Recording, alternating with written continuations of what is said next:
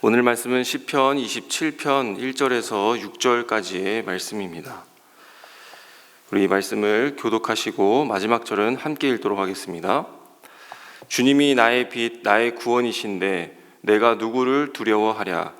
주님이 내 생명의 피난처이신데 내가 누구를 무서워하랴. 나의 대적자들, 나의 원수들, 저 악한 자들이 나를 잡아먹으려고 다가왔다가 비틀거리며 넘어졌구나. 군대가 나를 치려고 애워싸도 나는 무섭지 않네. 용사들이 나를 공격하려고 일어날지라도 나는 하나님만 의지하려네. 주님, 나에게 단 하나의 소원이 있습니다. 나는 오직 그 하나만 구하겠습니다. 그것은 한평생 주님의 집에 살면서 주님의 자비로우신 모습을 보는 것과 성전에서 주님과 의논하면서 살아가는 것입니다. 재난의 날이 오면 주님의 초막 속에 나를 숨겨주시고 주님의 장막 은밀한 곳에 나를 감추시며 반석 위에 나를 올려서 높여주실 것이니 함께 읽겠습니다. 그때 나는 나를 애워싼 저 원수들을 내려다보면서 머리를 높이 치켜들겠다. 주님의 장막에서 환성을 울리며 제물을 바치고 노래하며 주님을 찬양하겠다. 아멘. 네, 우리는 계속해서 시편 말씀을 보고 있는데요. 시편에서 항상 나오는 갈등의 구조는 하나님과 나, 그리고 나와 원수의 관계로 대입되어 보여집니다. 그런데 결국에는 하나님과 나와의 관계에 대한 것을 보게 되는 것이죠. 원수는 하나님의 사람을 괴롭히고 또 공포를 심어주고 누명을 씌우고 억울하게 만들고 그래서 하나님과 나와의 관계에서 도망하게 만든다라는 것입니다. 그래서 하나님과 우리가 떨어진다라고 하는 것은 타락을 의미하는 것이죠. 그래서 곧 타락시키기 위해서 원수는 하나님의 백성을 흔든다. 그렇게 우리가 이해해 볼 수 있겠습니다. 그러면 어느 정도로 흔들고 있는가? 오늘 말씀에서도 보면 그 공격의 수준이 나 혼자서는 도무지 방어할 수 없는, 그리고 나 하나를 잡겠다고 군대가 동원되었고 또 용사들이 출격했을 정도로 참 공격이 거셌다라고 하는 것을 알 수 있습니다. 그런데 하나님을 사랑하는 다윗이었는데도 불구하고 이런 일이 주어졌다는 것, 하나님을 믿는 사람의 입장에서 이러한 삶이 일어났다라고 이야기하고 있습니다. 하나님을 믿는 이들에게 있어서 일어난 이 일들은 자기에게 있어서 재미없는 삶일 수 있습니다. 왜냐하면 내가 하나님을 믿을 때나 믿지 않을 때나 이러한 어려운 일에 빠졌다라고 하는 것은 믿는 사람으로서는 굉장히 힘이 빠지는 일이죠. 그런데 하나님을 믿어도 믿지 않아도 정말 똑같을까요? 다윗은 이렇게 고백하고 있습니다. 내가 누구를 두려워하랴? 내가 누구를 무서워하랴? 다윗 자신에게 있어서 이 상황은 두렵지만 무섭지만 또 한편으로는 결코 그럴 수 없다라는 것입니다. 왜 그런 것일까요? 바로 다윗의 고백처럼 생명의 피난처 되시는 하나님이 계시기 때문입니다.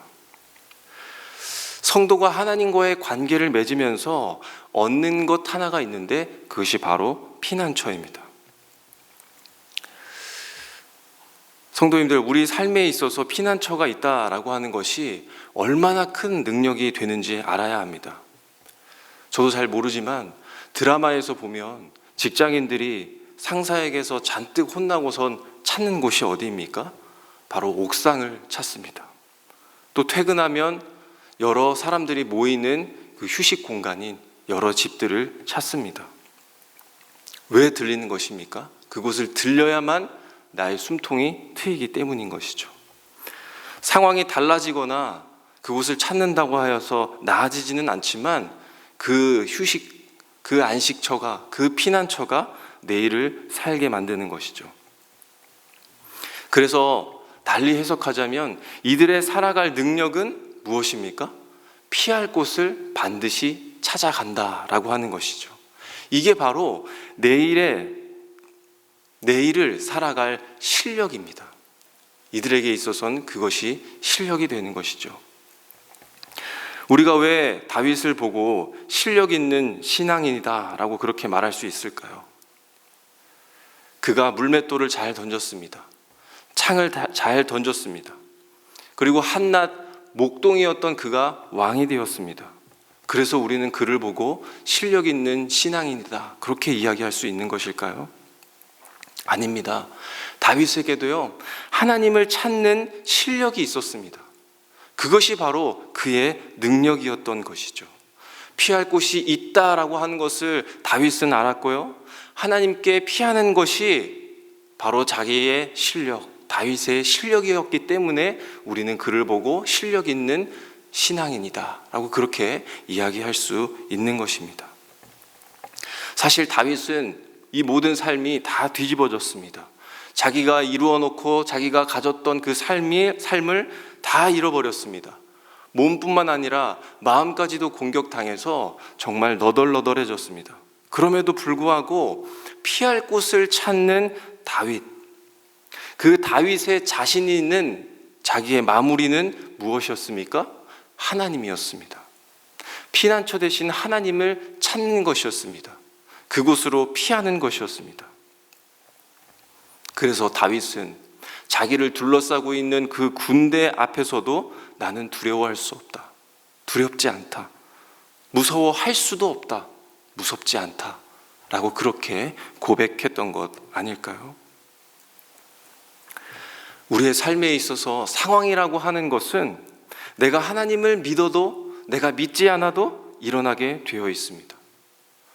하나님을 믿어서 좋은 일이 생길 수도 있습니다. 또 믿지 않아서 불운한 일을 겪는다거나 그럴 때도 있습니다. 반대인 경우도 있습니다. 하나님을 믿고도 힘들어하기도 하고 믿지 않고도 잘 사는 사람들이 있죠. 모두가 다 인생의 시련을 겪습니다. 그런데 다윗이 말하고자 하는 삶은 무엇입니까? 하나님을 믿는 자들에게 있어서 하나님을 피난처 삼는 사람들의 삶은 어떻다라는 것입니까? 달라도 다르다라고 하는 것이죠. 질이 다르다라고 하는 것입니다. 하나님께 피했더니 어떤 결과가 일어났습니까? 다윗이 2절과 3절에 무엇이라고 고백합니까?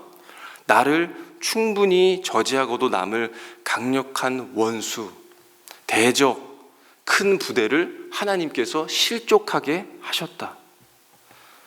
용사들이 일어나서 나를 공격하려고 할 때에 하나님께서는 그들을 넘어지게 하셨다. 나에게 다가왔다가 실족하여 넘어지는 그 광경을 지금 다윗이 보고 있는 것입니다. 아무리 강력한 것들이 자신에게 몰려와도 하나님께서는 그들을 무너뜨리시고 연약하게 돌려보내시는 이 놀라운 일들을 다윗이 보았다라고 하는 것이죠. 이 일들이 벌어졌다라는 것을 봤다는 겁니다.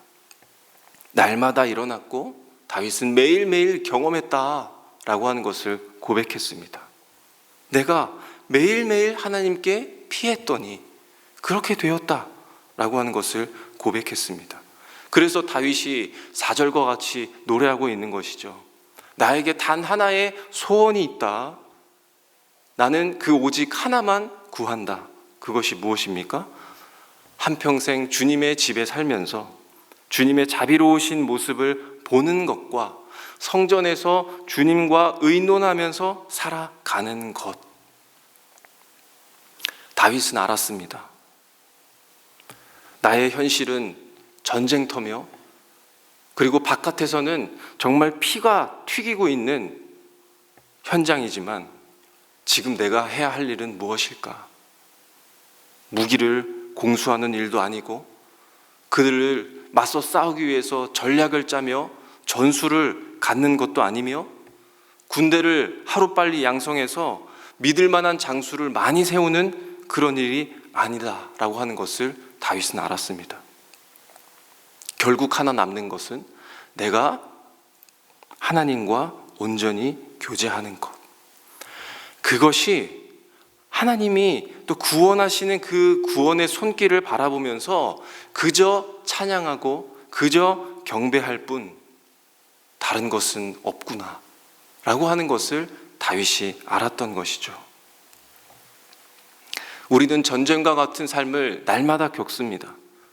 그러나 정말 이 삶 속에서 실현이 가능한 일은 무엇일까요? 정말 일어날 일은 무엇일까요?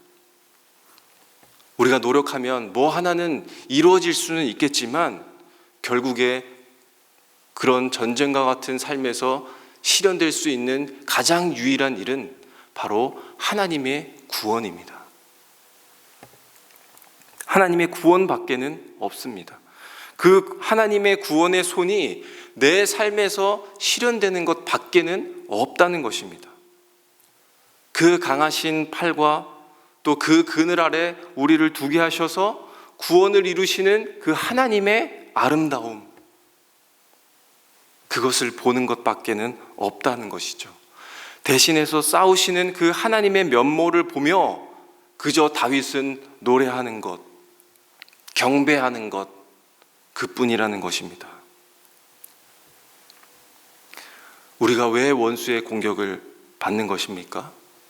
바로 하나님과 우리가 이렇게 교제하는 것을 막기 위해서입니다.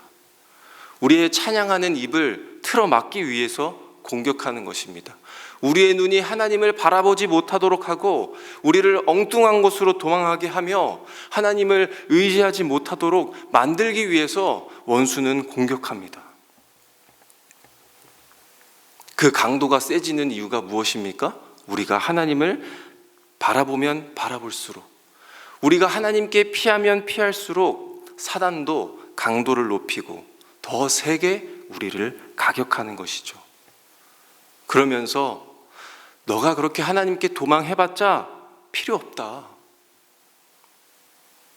소용없다 라고 하는 것을 우리에게 일시적으로 보여주는 것입니다. 그리고 그때 느끼는 그 잠깐의 이 낭망을 크게 느끼게 해서 하나님께로부터 떨어뜨리려고 하는 그런 속셈이 바로 사단의 속셈인 것입니다. 그렇기 때문에 사단은 모든 수단을 이용하는 것이죠. 환경을 만들어내기도 하고요, 사람의 관계를 이용하기도 합니다. 그래서 흔들어서 우리에게 겁을 주기도 합니다. 그래서 우리의 원수는 나를 괴롭히는 사람도 아니고 내 마음을 힘들게 하는 어떤 요소도 환경도 아닙니다. 그 사람과 환경을 부리는 사단인 것이죠. 결국에 이 싸움은요, 나와 상대방의 싸움도 아니고 내가 어찌 다룰 수 있는 그런 환경과 맞서 싸우는 싸움도 아닙니다. 나의 하나님과 사단의 싸움인 것이죠. 그러나 이 싸움이 어떤 대등한 싸움이 아니라 이미 패배한 이 사단의 몸부림, 발버둥으로부터 보호하시는, 그리고 지켜내고자 하시는 그런 하나님의 싸움인 것을 우리가 기억해야 합니다. 그런 찬양이 있지 않습니까? 주를 찬양, 손을 들고 찬양, 전쟁은 나에게 속한 것 아니니.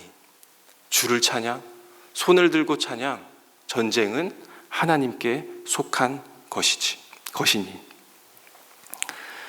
우리가 이 사실관계를 알면 삶의 질이 달라지는 것이죠. 다윗이 고백했던 것처럼 무서워하지 아니하며 두려워하지 아니하며 결코 흔들리지 않게 되는 것입니다. 그리고 다윗이 고백했던 것처럼 자기의 유일한 한 가지 소원, 그것은 무엇입니까? 전쟁 같은 현실 속에서도 주님께로 피하는 것. 나는 오늘도 하나님 한 분을 만나서 하나님의 위로 가운데에서 사는 것, 그 기쁨으로 말미암아 찬양하며 사는 것, 오늘 하루 멋지게 믿음으로 주를 기쁘시게 하는 것, 그것이 바로 다윗의 소원이자 우리의 소원이 되는 것입니다. 자신 있게 하나님으로 마무리하는 그것이 우리의 소원입니다. 그렇게 되면 하나님과 교제하는 오늘의 하루는 무엇이 되는 것입니까? 더 이상 피 튀기는 전쟁터가 아닙니다. 예배의 장소가 되고 찬양의 장소가 되며 경배의 장이 되는 것을 기억해야 할 것입니다. 그러므로 말미암아 오늘도 하나님께서 주시는, 빛 되신 하나님께서 계획하시고 보호하시고 지켜주시는 이 감동의 하루와 은혜를 느끼며 살아가시는 우리 성도님들이 되시기를 간절히 소망합니다. 오늘 이 말씀을 가지고 우리 함께 기억하며 기도해 주시고, 또 오늘은 특별히 국가와 또 선교사들을 위해서 기도하는 주간입니다. 이 대한민국 땅이 정말 하나님께서 주시는 이 하루하루가 피난처 되시는 그 하나님을 의지하는 기회를 삼는 우리 대한민국이 될 수 있도록, 또 하나님 앞에서 정치하는 모두가 양심이 회복되고, 또 이 사회가 더는 정말 피 흘리며 싸우는 경쟁의 사회, 전쟁터와 같은 그런 사회를 만들어가는 것이 아니며, 또 누군가는 반드시 희생되어야 또 누군가가 생명을 얻는 그런 잔인한 세상을 만들어가지 아니하도록 하나님께서 그들의 마음을 만져주시고 하나님의 지혜를 깨달아 또 이 대한민국을 하나님께서 원하시고 아름다운 그런 나라로 만들어갈 수 있도록, 하나님이 기뻐하시는 이 나라가 될 수 있도록 하나님 그들을 인도하여 주시옵소서. 우리 대한민국을 그렇게 이끌어가 주시옵소서라고 함께 기도하면 좋겠습니다. 또 우리 선교사님들을 위해서 또 한번 기도할 때에, 또 먼 나라에서 또 이 대한민국에서 떨어진 몸으로 하나님의 복음을 들고 사역하는 이 선교사님들을 하나님께서 위로하여 주시옵소서. 그곳에서도 정말 이 복음을 들고 하나님의 사역을 하는 가운데에 마음속에 일어나는 전쟁과 영적인 전쟁과 이 육적인 싸움 가운데에서도 능히 승리할 수 있도록 피난처 되시는 하나님을 날마다 만나며 생명이 되시는 하나님 앞에 기쁨으로 이 사역에 동원될 수 있도록 하나님 사용하여 주시옵소서. 그들의 물질적인 어려움도 하나님 도와주시고 또 그 위기에서부터 극복되게 하여 주시며 모든 영혼들이 하나님을 바라며 나아갈 수 있도록 그들에게 힘과 용기와 은혜를 더하여 주시옵소서라고 기도하시겠습니다. 그리고 또 교회를 위해서 기도해 주실 때에 이번 주 토요일에는 또 목자 수련회가 있습니다. 참석하는 200여 명의 목자들이 있습니다. 다시 한번 목자의 마음을 품고 이 사역에 하나님을 향한 기대가 있게 하여 주시고, 또 목장 모두가 하나님을 의지할 수 있도록 항상 그들의 선택이 하나님께 피하는 선택이 되게 하여 주시고, 자신 있는 이 선택으로 말미암아 삶을 살아내는 목장들이 될 수 있도록 우리 목자님들을 도우시고 위로하여 주시기를 우리 한번 기도하고, 또 함께 우리 가지고 나온 각자의 기도 제목으로 기도하신 후에 돌아가시도록 하겠습니다. 함께 기도하겠습니다.